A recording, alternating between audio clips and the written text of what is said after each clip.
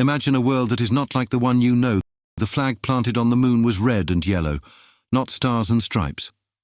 In this alternate reality, the space race unfolded differently, reshaping the course of history. Today, we delve into the intriguing what-if scenario where the Soviets, with their early space triumphs, beat the US to the lunar surface.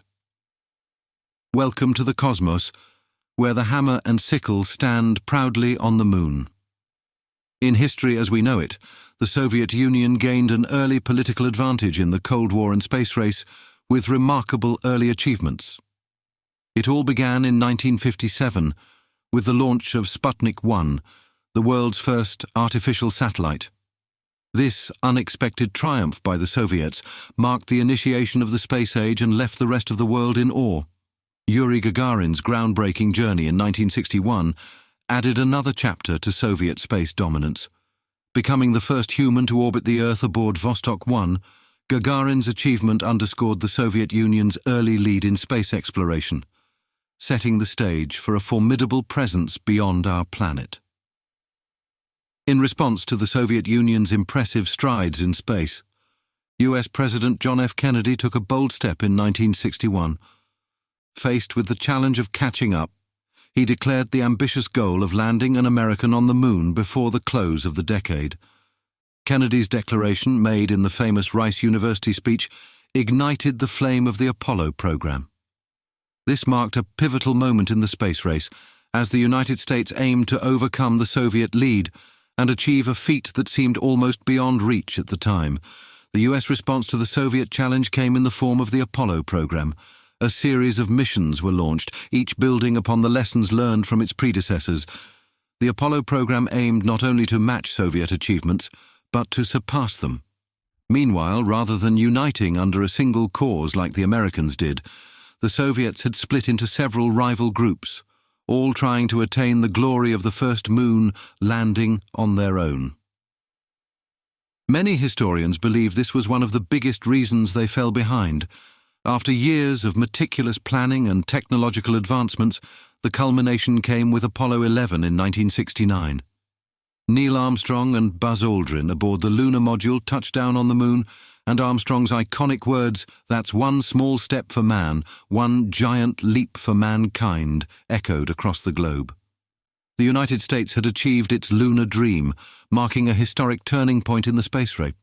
In a world where the Soviet Union landed on the moon first, it is easy to imagine that they would go on to win the Cold War. The symbolic victory on the lunar surface translated into political leverage on Earth. The prestige and technological prowess demonstrated during the space race gave the Soviets a significant advantage in the ongoing Cold War. The confidence gained from this achievement bolstered the Soviet Union's influence on the world stage, ultimately leading to a different outcome in the Cold War. The geopolitical landscape shifted in favor of the Soviet bloc, shaping a world where the hammer and sickle flew high, and the ideological struggle ended with a Soviet victory. With the Soviets still on top, it is easy to imagine that they would have continued to send cosmonauts to the moon to continue to demonstrate their superiority. This, in turn, may have led to a different response from the United States. Unlike the timeline where NASA faced budget cuts and scaled back ambitions following the successful Apollo program, the Soviet Union's lunar triumph sparked a renewed commitment to space exploration in the United States. The consistent threat of Soviet dominance kept the US government invested in maintaining a robust space program. As a result, NASA continued to receive substantial funding, enabling the agency to pursue ambitious projects and innovations. The moon landing success acted as a catalyst for sustained exploration, leading to a series of advanced missions, potentially including manned missions to Mars and beyond. The rivalry between the superpowers persisted, fostering an era of unprecedented space exploration and technological advancements. The discoveries that are just now being made about deep space might have even happened decades ago.